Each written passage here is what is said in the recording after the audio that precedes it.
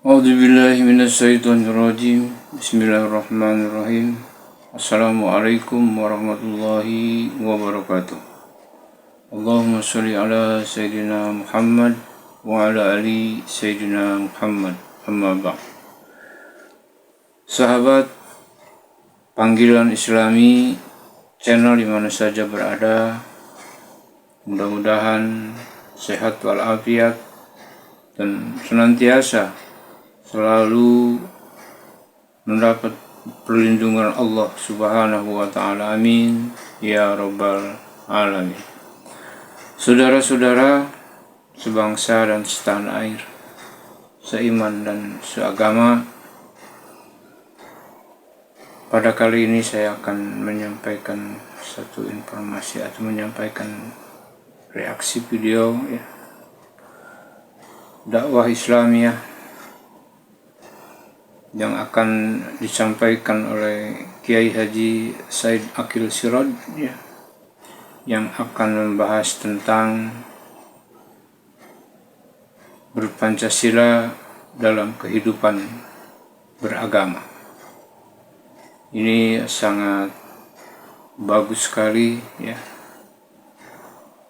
Ini sangat berarti sekali dalam membentuk pribadi kita, dalam membentuk jiwa dan Islami kita, dalam kehidupan, dalam hidup bermasyarakat, beragama dan bernegara. Untuk itu perlu sekali video ini ditonton, disaksikan dengan seksama dari awal sampai akhir agar tidak gagal paham. Sebab Kiai Haji Said Akil Siraj akan menyampaikan dan memaparkan kehidupan yang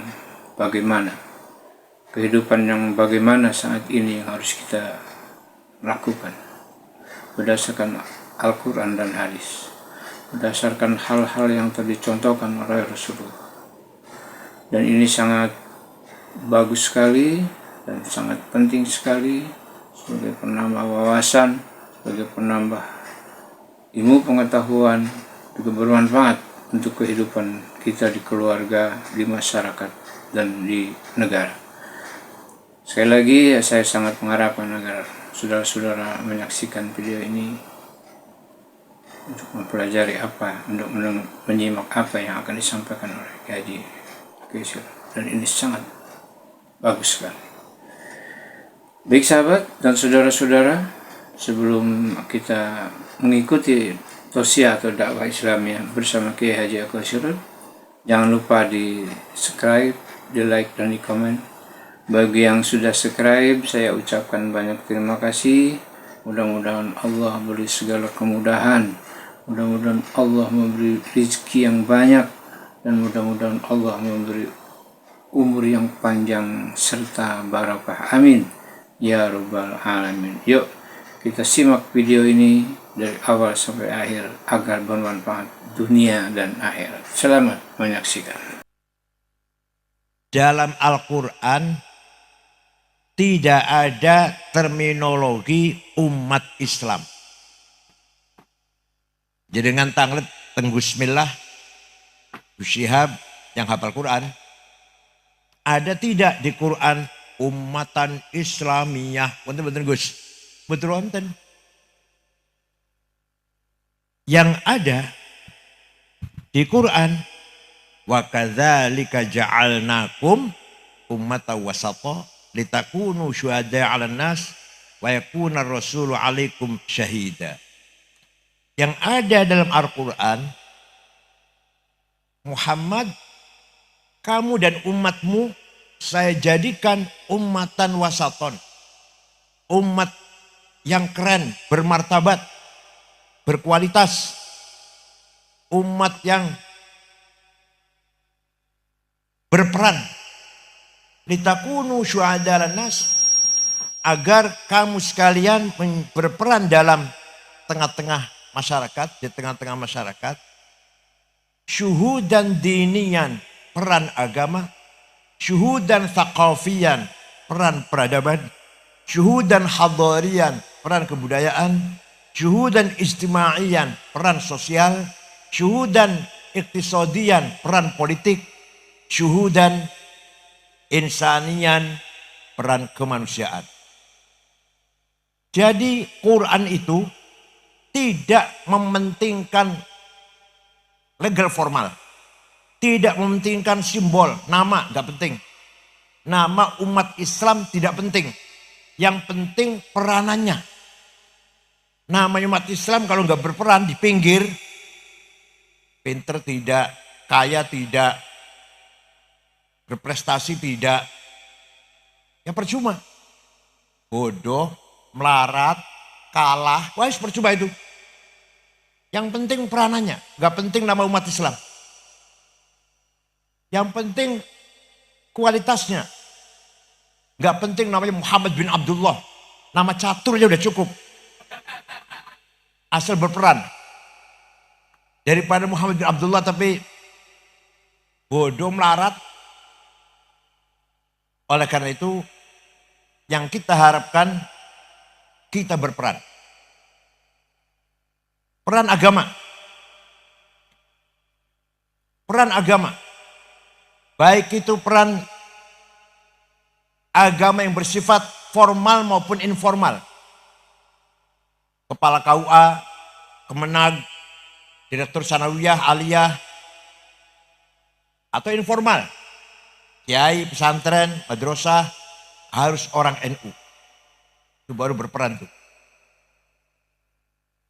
Tidak boleh kita biarkan agama lepas dari tangan kita. Nanti salah semua nanti. Paham betul? Kalau tidak dipegang oleh Kiai NU, salah semua agama nanti.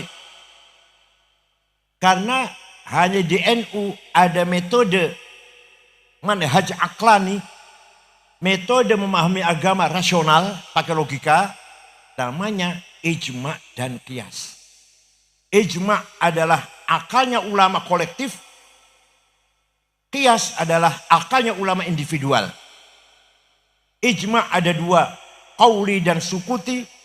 Qiyas ada 9, burhani, aulawi, mantiki, jadali, istiqra'i, tamthili, khitabi, sya'ri, iqna'i. Dengan adanya ijma dan qiyas melahirkan sebuah ilmu yang selalu kita pakai, ilmu fikih. Itu hasil dari ijma dan qiyas. Tanpa ijma dan qiyas tidak ada ilmu fikih. Dari Sapinah sampai Majmu' 24 jilid, Mahalli 40 jilid ilmu fikih, hasil dari manhaj aqlani, metode rasional yang namanya ijma dan qiyas. Paham betul? Katanya dialog katanya, ini serius ini. Bukan pengajian cerita bukan akhir pengajian. Maka dalam memahami agama Islam harus dengan akal. وَلِيَعْلَمَ الَّذِينَ utul ilma annahul haqqu mir rabbik. Yang bisa mencapai kebenaran al-haq adalah alladzina utul ilm. Yang berilmu, yang intelek, yang cerdas. Kebenaran apa saja? Kebenaran membangun gedung harus menguasai teknik sipil. Kebenaran pertanian, peternakan harus menguasai teknik peternakan, kehutanan, pertanian. Kebenaran kesehatan harus dokter. Kebenaran hukum harus sarjana hukum. Kebenaran agama harus ulama. Tidak cukup pesan kilat 2 minggu walaupun janggotnya panjang, gak cukup itu. Harus betul-betul waliya'lamal ladzina utul ilma al haqqu min rabbik. Hanya orang berilmu yang bisa mendapatkan al-haq kebenaran. Wala taqfu ma laisa laka bi'ilm. Inna sam'a wal basar fuad kullu ulaika kana mas'ula. Kamu jangan ikut campur masuk ke wilayah yang kamu gak ngerti. Saya misalkan ngertinya agama. Jangan coba-coba bongkar mesin. Nanti bisa bongkar gak bisa masang. Saya ngertinya agama. Jangan coba-coba bicara perbankan. Jadi kok jadi direktur bank malah rugi bangkrut malah kalau saya pegang. Sebaliknya yang bukan sarjana agama, bukan ulama, jangan coba-coba bicara agama. Salah semua nanti. Insinyur, sarjana hukum, jangan bicara agama. Itu bagiannya Khozin, Bismillah itu bagiannya itu. Gus Syihab, jangan coba-coba bicara agama. Al-Quran mendorong kita agar profesional dan profesional. Masing-masing punya spesialisnya masing-masing. Keistimewaan masing-masing. Kiai jangan bicara uang. Kiai jadi kepala koperasi, bubar malah nanti koperasinya. Begitu pula yang ahli keuangan, perbankan, jangan jadi kiai. Salah semua nanti. Khutbah Jumat harus kiai. Itu pun harus hafal-hafalan khutbahnya. Kalau ada kiai khutbah masih baca, jangan dipakai lagi. Apa bedanya kiai karo SAG kalau khutbahnya baca? Khutbah Jumat, khutbah gerhana, khutbah nikah, manaqib Syekh Abdul Qadir Al-Jilani, talqin, tahlil harus hafal. Berjanji, debat harus hafal. Kalau ngundang kiai baca berjanji masih baca, jangan diamplopin.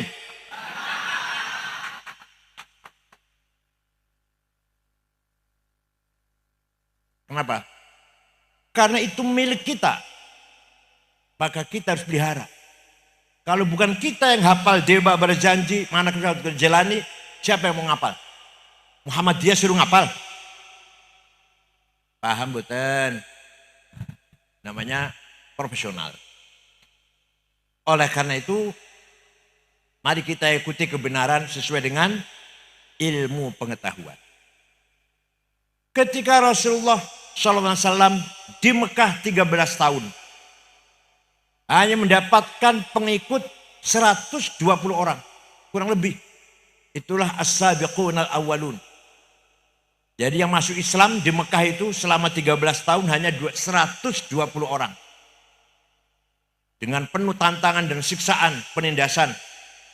Akhirnya Rasulullah hijrah ke kota Yathrib. Kota apa namanya? Yathrib. Kenapa kota itu namanya Yathrib? Karena yang membangun kota tersebut namanya Syekh Yathrib bin Laud bin Amlik bin Sam bin Nuh. Cicinya Nabi Nuh yang bangun kota itu namanya Syekh Yathrib. Nah, kota namakan Yathrib. Nabi Muhammad masuk kota Yathrib menjumpai masyarakat yang plural, yang bineka. Ada umat Islam pendatang, namanya Muhajirin. Ada umat Islam pribumi, namanya Ansor. Terdiri dari 2 suku, Aus dan Khazraj. Ada non-muslim beragama Yahudi, 3 suku. Besar jumlahnya. Bani Qainuqa, Bani Quraidah, Bani Nadir. Yahudi tinggal di Yathrib sudah lama. Setelah Nabi Muhammad melihat kenyataan seperti itu, merenung, memahami situasi, memutuskan begini keputusannya. Bahasa Arabnya begini. Banyak orang menyampaikan tapi nggak ngerti bahasa Arabnya. Bismillahirrahmanirrahim. Hadza kitabu Muhammad. Al-muslimuna min Quraisy wal muslimuna min Yathrib wal Yahud wa man tabi'ahum wal hiqabihim wa jahada ma'hum innahum ummatun wahidatun min dunin nas. Muslim pendatang, Muslim pribumi dan Yahudi asalkan satu visi misi, tabi'ahum lahiqabihim wa jahada ma'hum, satu cita-cita, maka sebenarnya satu umat. Jadi Nabi Muhammad 15 abad yang lalu telah berhasil membangun ikatan sosial antara Muslim pendatang, Muslim pribumi dan non-Muslim Yahudi tidak berdasarkan agama, tidak berdasarkan suku, berdasarkan kesamaan visi misi, kesamaan cita-cita. Maka setelah ditandatangani semua pihak, negaranya dinamakan Madinah. Apa? Bukan negara Islam, bukan negara Arab. Negara Madinah yang penduduknya plural, bineka, Semua di mata hukum sama. Semua hak dan kewajiban sama. Suatu ketika ada orang Muslim membunuh Yahudi di pasar. Gak niat bunuh sih, gak niat bunuh. Bertengkar, nempeleng, rupanya tangannya sakti rupanya. Mati si Yahudinya itu. Nabi marah besar dengan statement yang sangat keras. Man qatala dhimmiyan fa ana khasmuh wa man kuntu khasmahu falam yashumma raihatal jannah. Barang siapa membunuh non-muslim. Bunuh siapa, Bu? Non-muslim. Maka nanti di akhirat berhadapan dengan saya. Dan barang siapa berhadapan dengan saya, tidak akan masuk surga. Ini sebuah proteksi yang sangat unggul. Nabi Muhammad menjamin keselamatan dan keamanan non-muslim di kota Madinah. Di negara Madinah. Suatu ketika ada maling. Usama bin Zaid lapor. Ya Rasulullah, ada maling. Ternyata malingnya anaknya sahabat besar, tokoh besar. Namanya Uthman bin Mad'un. Jadi gimana? Gak usah dihukum ya. Anak yang besar. Menjaga nama baiknya lah. Nabi marah besar. Wallahi ya Usamah. Lau saraqat Fatimatu binti laqata'tu yadaha. Demi Allah Usamah, seandainya maling itu anakku, anak saya Fatimah. Bawa sini. Saya yang akan motong tangan. Aduh ini. Kalau omongan dipegang oleh hakim, oleh jaksa, oleh polisi. Baik sekali nih. Siapapun malingnya sampai anak saya, bawa sini, saya akan hukum. Gitu apa polisi ya? Mudah-mudahan seperti itu. Jaksa, hakim, polisi, pegang prinsip ini. Wallahi ya Usamah, lau saraqat Fatimah binti laqata'tu yadaha. Malingnya siapapun, seandainya anak saya Fatimah yang pencuri, bawa sini, saya akan menghukum. Itu Nabi Muhammad itu. Dalam rangka menegakkan keadilan. Maka sekali lagi Nabi Muhammad tidak pernah memproklamirkan berdirinya negara Islam. Gak pernah. Negara Islam gak pernah. Nabi Muhammad tidak pernah memproklamirkan berdirinya negara Arab. Itu berarti kesukuan etnik berarti itu. Enggak. Negara Madinah. Paham betul? Itulah yang dijadikan dasar Munas Alim Ulama NU di Situbondo yang dipimpin oleh Kiai Ahmad Siddiq dan Gus Dur. NU Ormas Islam pertama yang menerima asas tunggal Pancasila.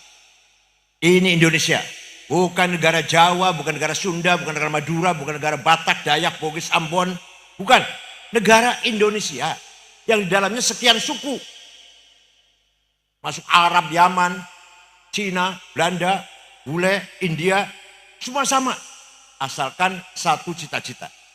Ini negara Indonesia, bukan negara Islam. Bukan negara Katolik, Kristen, bukan. Bukan negara Buddha, Hindu, bukan. Negara Indonesia yang di dalamnya 6 agama resmi. Yang gak resmi masih banyak. Di Jawa masih banyak tuh. Darmo Gandul, Sabto Darmo, Gotoloco, Sambelun, Subut, Pangestu. Kalau di Sunda, Sunda Wiwitan, Karuhunan, Kaharingan, Kapitayan. Kalau di luar Jawa, Parpalin. Dilindungi semuanya. Itulah negara Pancasila. Luar biasa Pak, luar biasa. Kita di sini membangun masjid pesantren sangat mudah. Di Timur Tengah terutama di Saudi yang negara Islam sampai mencret sampai pengen digawe pesantren nggak akan bisa. Kita di sini mengadakan pertemuan bebas. Gimana? Ini Pak Junedi bikin pertemuan ini hanya 2 hari. Didukung oleh Gus Syihab Bismillah. 2 hari persiapannya. Bebas. Di Saudi Arabia mau ngadain pertemuan kayak gini tangkep. Saya itu. Saya di sana 13 tahun setengah. Tahu persis saya. Paham betul? Di Afghanistan yang 100% Muslim. Perang saudara sudah lebih dari 40 tahun. Bom meledak di masjid. Di kantor, di rumah sakit. Di madrasah. Presidennya apal Quran. Burhanuddin Rabbani, profesor dari Mesir, keluar Mesir. Dibunuh oleh Taliban. Katanya kafir, antek Amerika. Apal Quran dikafirkan. Ada perempuan nyanyi, ditembak, mati. Kenapa? Perempuan nyanyi haram. Oh, jadi nyanyi haram, bunuh gak haram. Afghanistan. Bukan itu. Akhlak Islam tidak begitu. Jangankan tadi Nabi mengatakan barang siapa membunuh non-muslim, ada lagi yang lebih kuat lagi, Quran. Wala tasubbul ladzina yad'una min dunillah fayasubbullahu adwan bighairi ilm. Kadzalika zayyana likulli ummatin amalahum. Jangan kamu caci maki non-muslim yang tidak menyembah Allah. Coba luar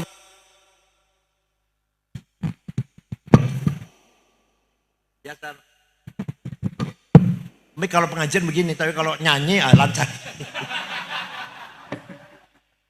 Quran Ibu, kamu jangan mencaci maki orang yang tidak menyembah Allah. Coba jelas sekali itu. Wala tasubbul ladzina min dunillah. Kamu jangan sekali-kali mencaci maki, meremehkan, ngenyek orang yang tidak menyembah Allah. Orang Kristen, orang Katolik, orang Buddha, orang Hindu, orang Konghucu, jangan kamu caci maki. Kadzalika zayyana likulli ummatin amalahum. Karena setiap umat punya kebanggaan masing-masing. Agamanya yang dia banggakan, pakaian, cara berpakaian, cara bertradisi, berbudaya, bahasanya. Orang Jawa tidak boleh meremehkan bahasa Sunda. Orang Jawa tidak boleh meremehkan bahasa Madura.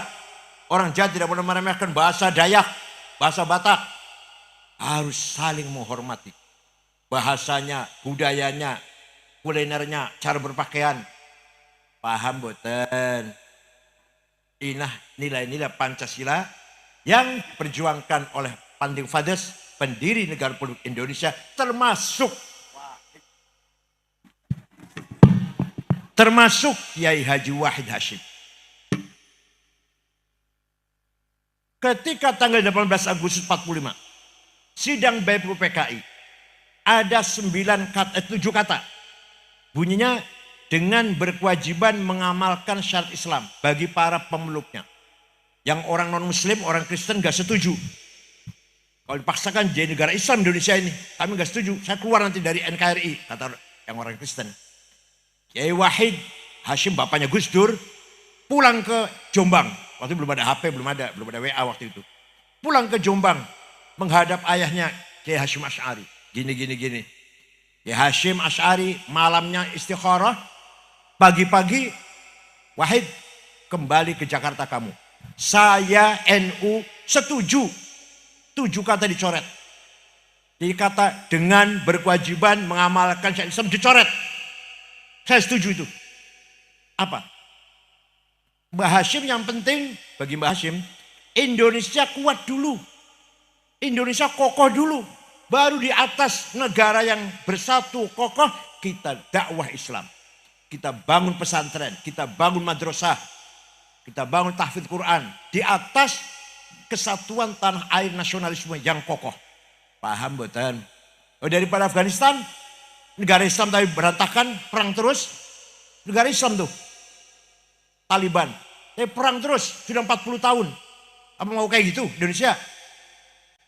Tidak mungkin ada ulama, pemikir, ulama lahir dari masyarakat yang perang. Gak mungkin.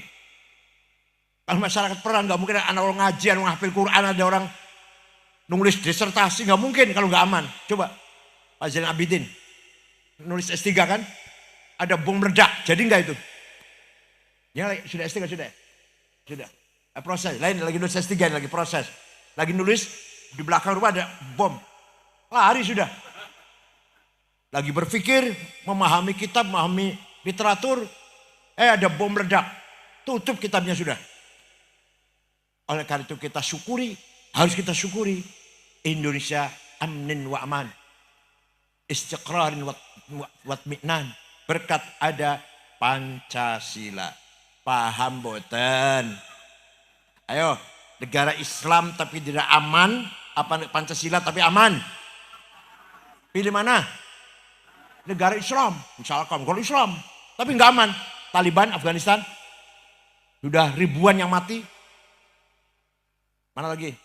Libya, perang terus, sesama Libya, sesama sebangsa, se-Islam bodoh Islamnya, Afghanistan sama-sama ahli sunnah. Madhab Abu Hanifah, madhab Hanafi.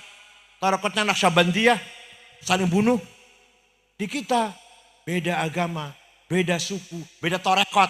Tijaniyah, Syadziliyah, Qadiriyah, akur. Aman betul? Aman. Di Afghanistan tarekat cuma satu, Naqsyabandiyah. Muhammad Naqsyabansyah, Bahak Naqsyabansyah. Madhabnya cuma satu, Abu Hanifah, Hanafi. Tapi perang saudara sudah lebih dari 40 tahun. Mari kita pahami, kita renungkan dengan dewasa. Jangan terprovokasi oleh impian-impian yang apa? Yang menjanjikan. Waduh, kalau jadi khilafah Islam adil, makmur, sejahtera. Alah, omong kosong. Ayo, ISIS itu bunuhin orang seenaknya. Khilafah Islamnya, khilafah negara Islam Suriah dan Baghdad, Suriah dan Irak. Tapi tidak sama sekali jauh dari nilai-nilai agama Islam. Teroris yang ngebom Sekar PDW. Gerobongan ada terus nggak? Nggak ada ya? Nggak ada ya? Pemalang, Umar Patek, itu namanya Hisham Bawazir. Batang, Dulmatin, itu teroris itu. Cirebon, Saifuddin, Kuningan, Syarifuddin, Indramayu, Mu'adzam, itu bom Tamrin. Lamongan, Amrozi, Ali Hufron, Mukhlas, Ali Imron. Malang, Salim Mubarak At-Tamimi. Banten, Imam Samudra. Masih banyak lagi. Lampung, Baroja. Gerobokan Banten ya. Ketinggalan. Nang dindi ono teroris nang gerobokan ora ono.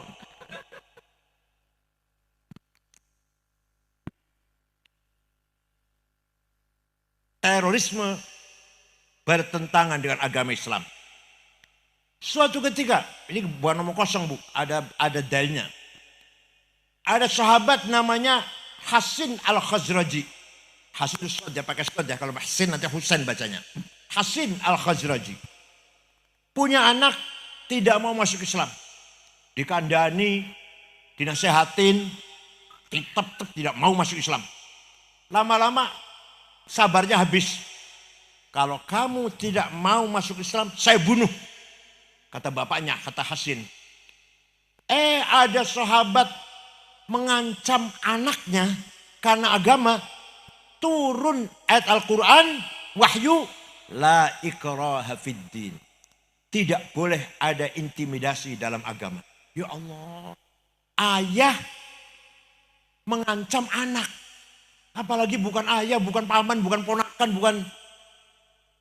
Paham betul? Jadi mereka terorisme itu jelas-jelas bertentangan dengan agama Islam. Bertentangan dengan Al-Quran. Mari kita bersikap tegas. Mereka yang mati bom bunuh diri bukan mati syahid, mati sangit. Iya. Islam tidak pernah merentahkan seperti itu.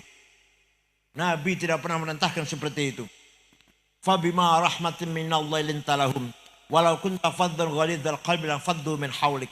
Muhammad, karena kamu santun, kamu ramah, kamu halus, maka orang Mekah berbondong-bondong masuk Islam yang tadi memusuhi Islam. Itu Fathu Makkah tahun 8 Hijriah. Walau kunta faddan ghalidhal qalbi, seandainya kamu kasar, congkak, sombong, bawa pentung, sweeping, takbir, niscaya orang Mekah lari dari kamu. Orang Islam-Islaman. Wali Songo dengan santun, dengan ramah, dengan adab mengislamkan tanah Jawa dan sekitarnya dan Nusantara semuanya. Tanpa kekerasan, tanpa caci maki. Nggih. Sunan Ampel, Sunan Bonang, Sunan Giri, Sunan Derajat, Sunan Muria, Sunan Kudus, Sunan Kalijaga, Sunan Gunung Jati. Tidak ada yang pakai kekerasan, semua pakai akhlakul karimah. Maka kalau ada mubalek, penceramah atau khotib caci maki, seret aja di mimbar, turunkan. Berani enggak? Atau ditinggal bubar. Itu aja. Ada mubalek ceramahnya mencaci maki, tinggal bubar mawon. Paham boten?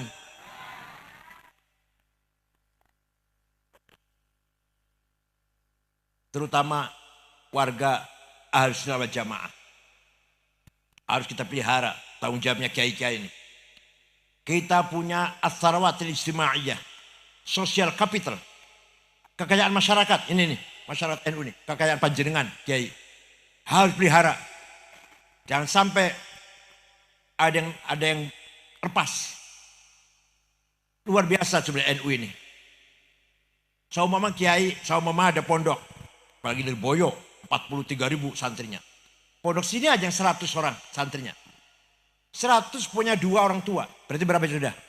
300. Nanti pulang nikah, punya mertua 2. Punya istri dan mertua 2. 3 lagi. Berapa? 600. Ya, belum kakak, belum adik, belum paman. Diajak semuanya.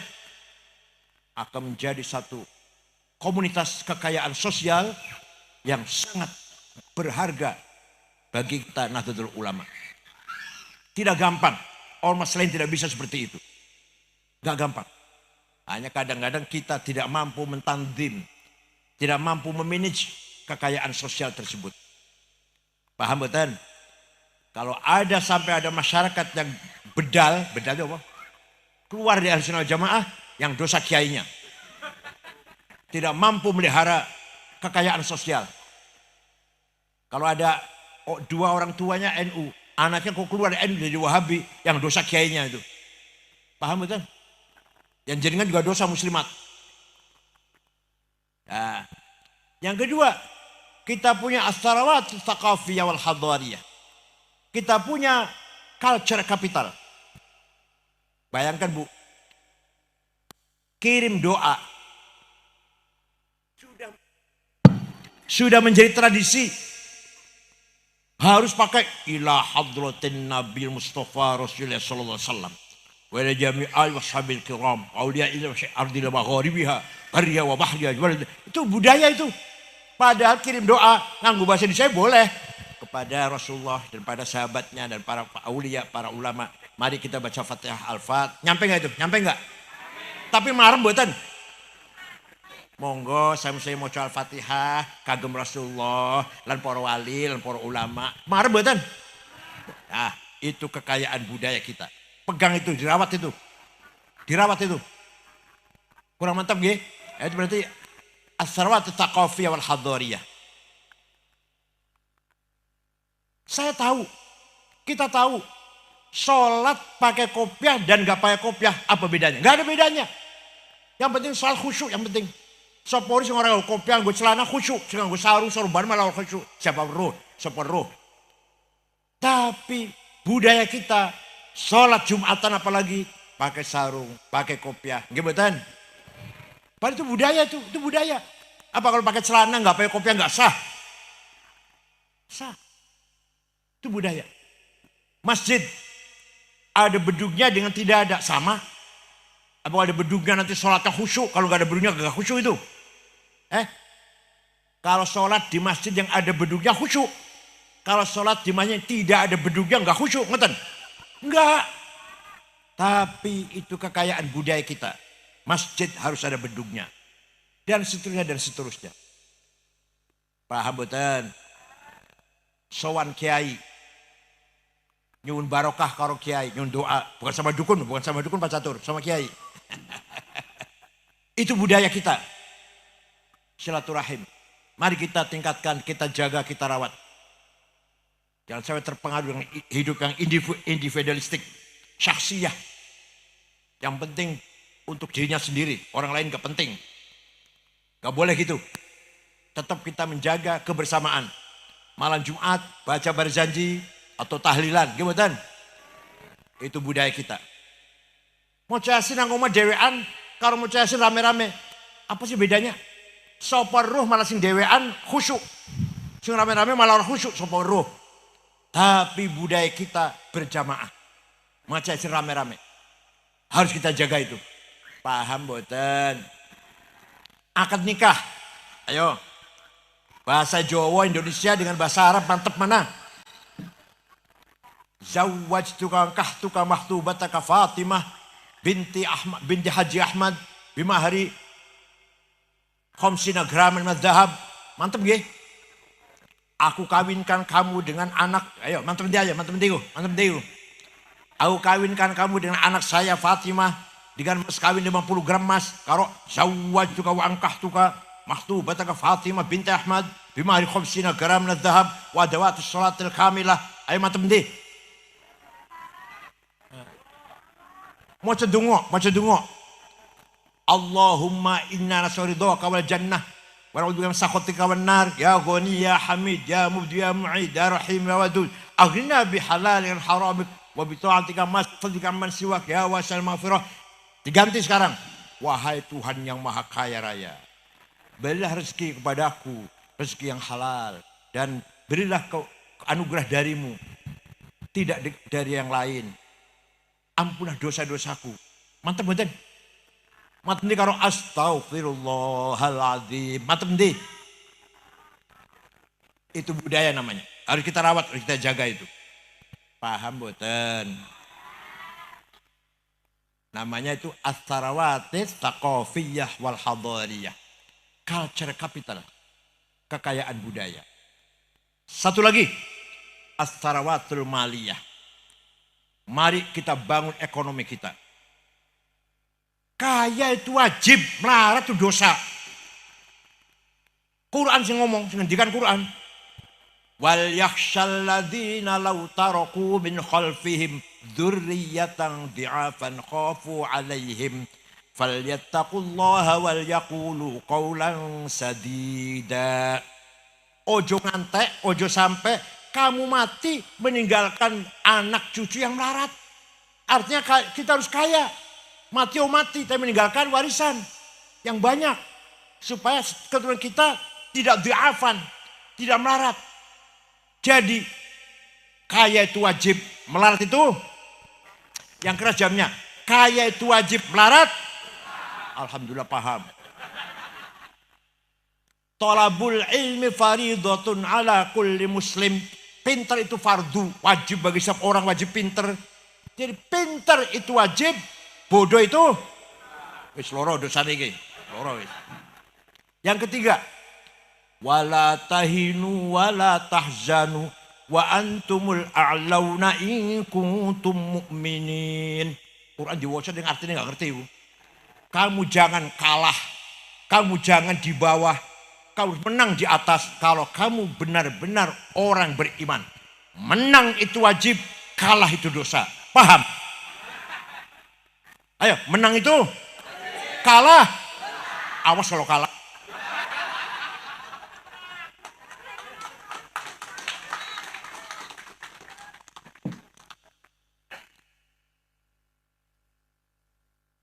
Syekh Abdul Qadir Al-Jilani. Dulu lebih sayang berikut, 2 bulan yang lalu, ziarah ke Baghdad. Syekh Abdul Qadir Al-Jilani, suatu ketika ziarah datang kuburannya Imam Syafi'i di Mesir. Berangkat dari Baghdad ke Mesir. Di sana masyarakat sekitar kuburannya Imam Syafi'i di dusun Fustot, desa Fustot, Kairo, melarat-melarat. Akhirnya seorang di rumah. Syekh Abdul Qadir Jalani segera beli tanah 10 hektar diwakafkan untuk masyarakat sekitar kuburan Imam Syafi'i. Sampai sekarang rusun perumahan ono tulisan gerbang Auqaf Syekh Abdul Qadir Al-Jailani sampai sekarang. Jadi Syekh Abdul Qadir Al-Jailani itu wali sugih loman. Panjenengan wali duduk. Sugih ora.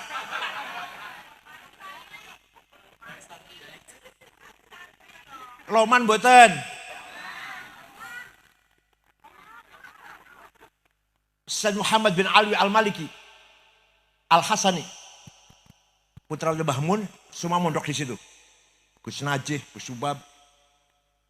Waktu saya di sana santrinya 700. Ditanggung dahar, pakaian, kebutuhan, sakit diobatin, pulang ditiketin. Kiai nanggung santrine. Boten-boten gerobokan. Jawab, wonten mboten? Derek. Karena apa? Karena kaya. Karena Sayyid Muhammad kaya. Punya hotel di Mesir. Punya hotel di Maroko. Punya toko kitab di Mesir. Maka kiai harus kaya. Kiai harus. Suatu ketika. Waktu Rasulullah Mi'raj. Tenan, orang guyon ini. Rasulullah Mi'raj. Melihat ada orang bangun dari kuburan. Gede dhuwur. bangun dari kuburan. Setelah dilihat mukanya keropos, bolong. Mukanya nggak ada dagingnya. Nabi kaget, man huwa ya Jibril, iku sopo Jibril? Gede dur tapi mukanya bolong. Oh, itu umat panjenengan yang rajin bikin proposal.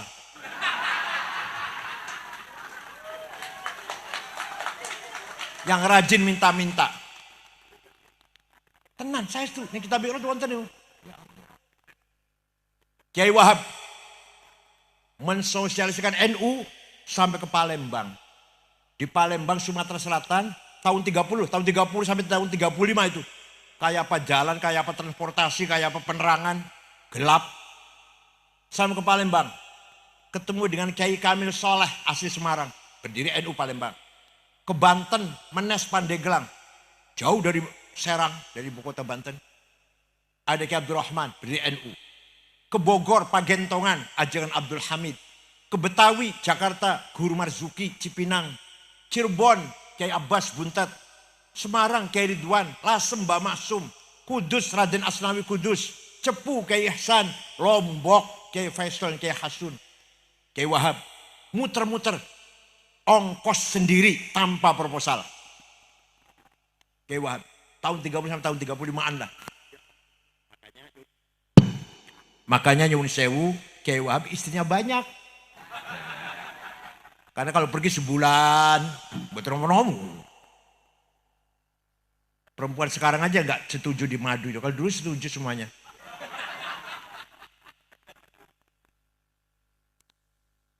Semua para wali istrinya banyak, Bu. Nggak ada walisnya satu. Di Gunung Jati ada istri Cina yang menyebarkan Islam di daerah Kuningan, keturunannya itu. Ada istri Parahyangan dari Sunda menyebarkan Islam di Parahyangan di masyarakat Sunda. Permaisurinya Sunan Gunung Jati, Nyai Atikah binti Raden Fatah. Istri pertama. Yang kedua, ketiga, keempat banyak menurunkan umat Islam se-Jawa Barat. Kalau istrinya cuma satu, kurang tersebar Islamnya. Paham betul? Hanya kiai istrinya harus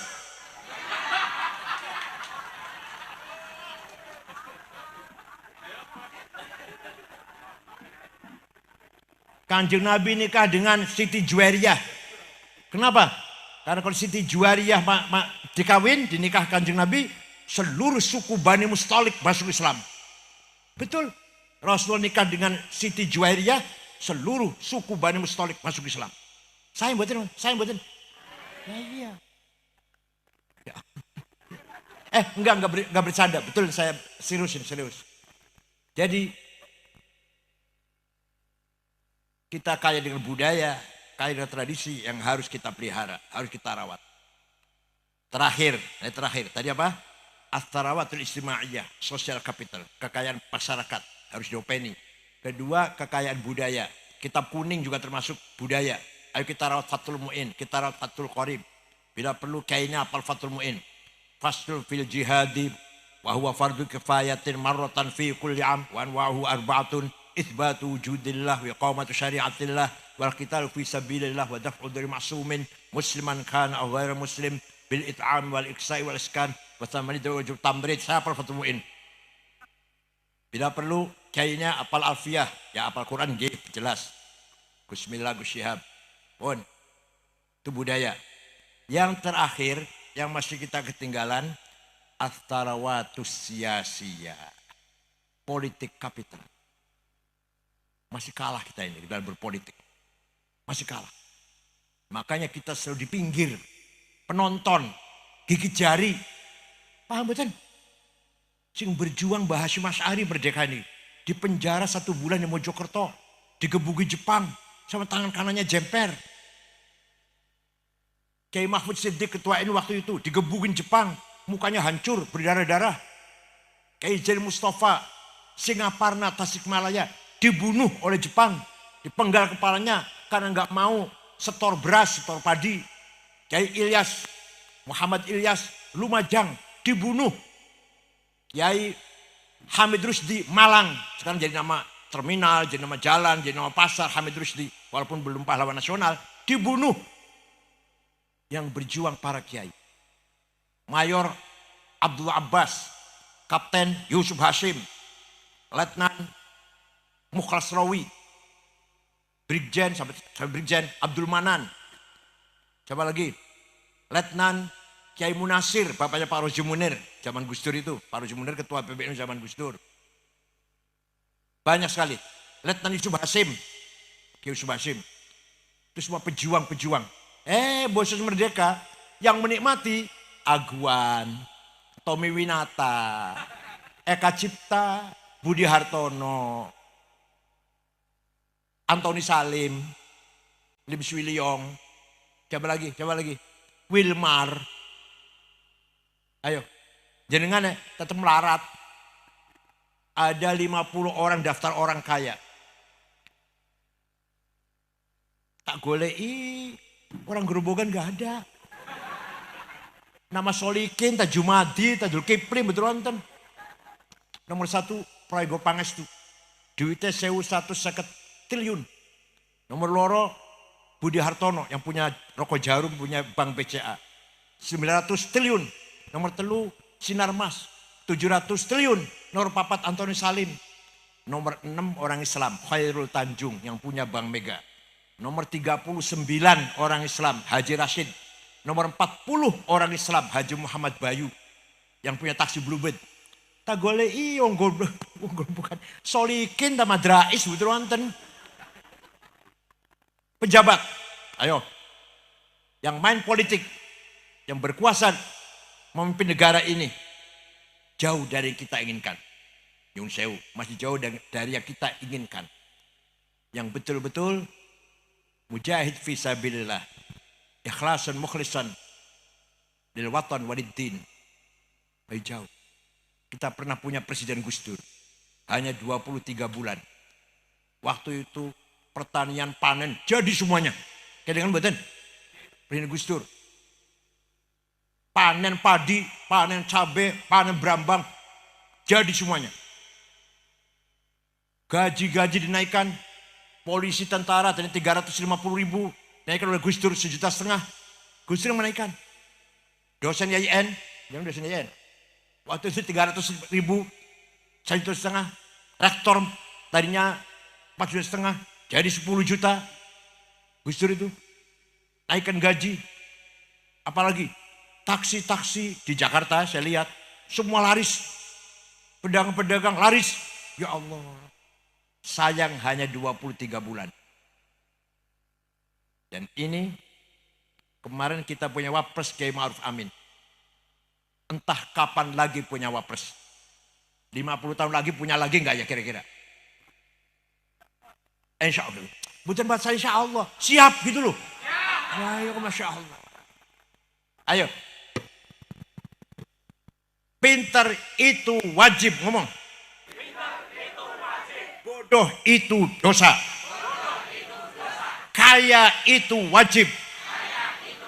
Melarat itu dosa. Menang itu wajib. Kalah itu dosa. Muhammadun qaimun lillahi dzuhimami. Muhammadun sadiqul aqwali wal kalimi. Nabi Muhammad orang himmahnya besar. Saya harus menang. Muhammad tuh. Kalau modern jenengan, wah Islam bakal 2 hari itu bubar Islam. Modern jenengan. Nabi Muhammad diancam, gak takut. Bahkan jawabnya, la wallahi law wad'u syamsa fi yamini wal qamara fi yasari ala atuka hadzal amr ma tartu hatta ahlika dunah. Demi Allah seandainya Quraisy meletakkan matahari tangan kananku, bulan tangan kiriku, agar aku berhenti dakwah, saya tidak akan berhenti sampai saya mati. Ngoten-ngoten panjenengan. Tidak akan mundur sampai mati. Ngoten-ngoten. Bukan Nabi, ngoten Kanjeng Nabi. Wali Songo juga sama.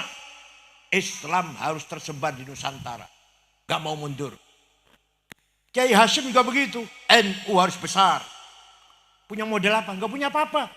Punya himmah, punya cita-cita, punya hasrat, punya kemauan. Bung Karno, Indonesia harus merdeka. Lawan Belanda, lawan Jepang. Punya apa Bung Karno? Punya duit banyak, punya senjata nuklir. Enggak, punya apa? Himmah. Maka panjenengan kalau punya anak harus himmahnya besar. Sekarang ini ada Menteri Keuangan Prancis. Menteri Keuangan negara Prancis, wadon, namanya Maria. Asal Maroko, asal Maghribi. Lagi kecil, angon kambing. Sekarang jadi Menteri Keuangan Prancis. Perdana Menteri, coba, Mark Rutte, Perdana Menteri Belanda. 14 tahun jadi Perdana Menteri, 2 periode. Tadinya buruh pabrik. Pekerja pabrik tadinya. Perdana Menteri Belanda 14 tahun, 2 periode. Dan jenengan harus himmahnya besar. Siap? Siap. Katanya penakut gitu, Masya Allah. Ngoten nggih? Muhammadun shadiqul aqwali wal kalimi. Nabi Muhammad orang yang jujur, sidik. Tidak pernah bohong selama hidupnya. Sifat sidik, jujur, penting. Begitu hilang sifat sidik, jujur, minyak goreng hilang. Begitu sifat sidik hilang, sekarang ini 300 triliun PT Timah hilang selama 10 tahun. 300 triliun, bukan 300 miliar, bukan. 1 triliun 1.000 miliar. 1 miliar 1.000 juta. 1 juta 1.000. Korupsi 300 triliun. Udah nggak tuku dawet, cendol, gerobogan tenggelam itu. Ini lagi diproses nih. Indosuria korupsi 72 triliun. Kominfo korupsi 8 triliun. Setia Novanto sudah di penjara. Ketua DPR RI dan ketua Golkar, ketua umum Golkar.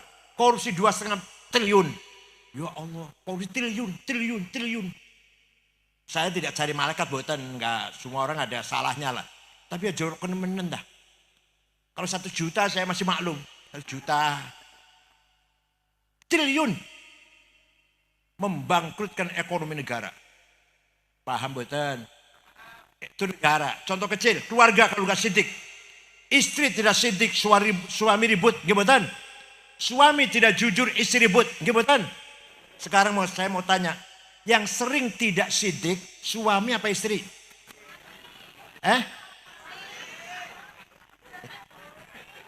Apa saya tanya gantian indul ya? Sebelum dulu. Yang sering tidak jujur, suami apa istri? Istri. Yang sering tidak jujur, suami apa istri? Berarti dua-duanya nggak ada yang jujur berarti ini.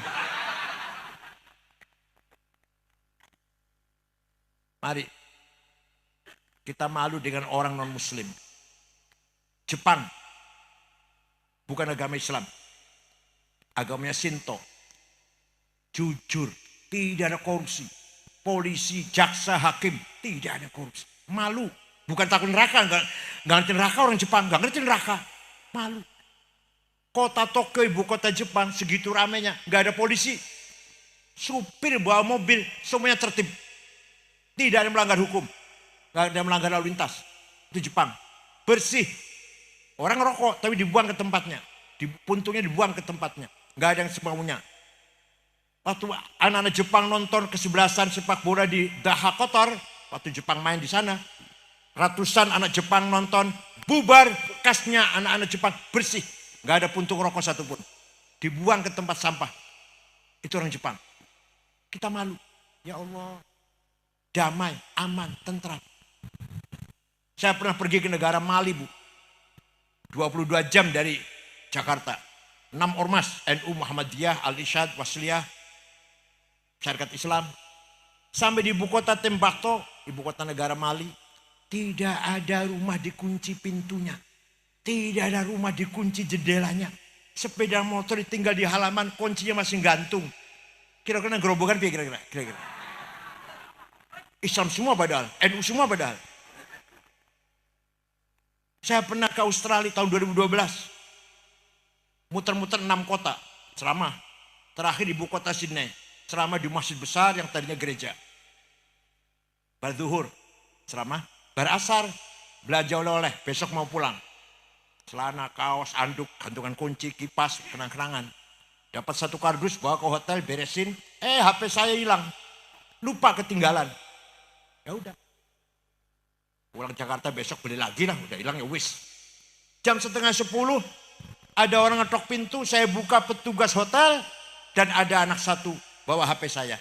Ini HP saya, HP Bapak ketinggalan di warung saya. Ayo, HP ketinggalan di warung gerobokan piye?